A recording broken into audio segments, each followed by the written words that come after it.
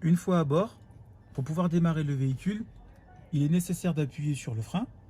Une fois qu'on appuie sur le frein, on appuie sur le bouton pour démarrer. Et là, mon moteur démarre. Donc lorsque je pas, comme je suis dans la concession, je vais quand même l'éteindre. Hop, donc j'éteins. Pour mettre le contact, j'ai juste appuyé une fois sans freiner. Mon contact se remet. Lorsque la voiture est en route, pour pouvoir passer une vitesse, j'ai mon levier de vitesse qui se trouve juste à ma droite.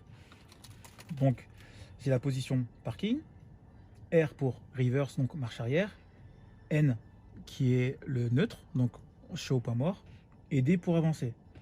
Donc lorsque je suis sur le parking, si je n'appuie pas sur le frein, je ne peux pas bouger mon levier de vitesse. Donc au préalable, je suis obligé d'appuyer sur mon frein, d'accord? Et si vous regardez bien, il y a le petit sigle là qui s'enlève. Donc lorsque j'appuie dessus, celui-ci s'enlève. J'appuie bien sur mon téton de devant et je me mets en marche arrière. Marche arrière, la caméra se met directement. Et ici, j'ai à peu près 20 cm, qui est ma limite pour pouvoir ne pas toucher un obstacle derrière moi. Donc les bips vont s'accentuer au fur et à mesure de votre obstacle. D'accord? N, je suis en neutre.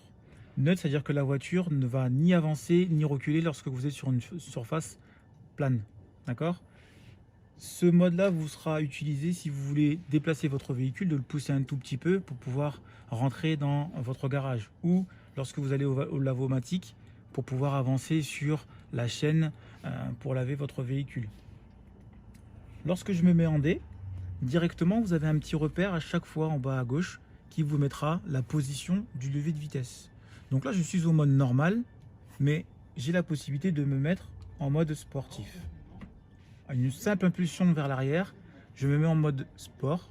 Donc ma voiture montera de 1000 tours minute pour avoir un couple plus péchu. Donc entre guillemets, le mode sportif. Je peux recliquer dessus pour me remettre au mode normal. Si je veux utiliser le mode manuel, je me décale sur le côté droit. D'accord? Pour passer mes rapports, rien de plus simple. Donc lorsque je suis en train de monter, je pourrais monter mes rapports vers le haut et rétrograder vers le bas.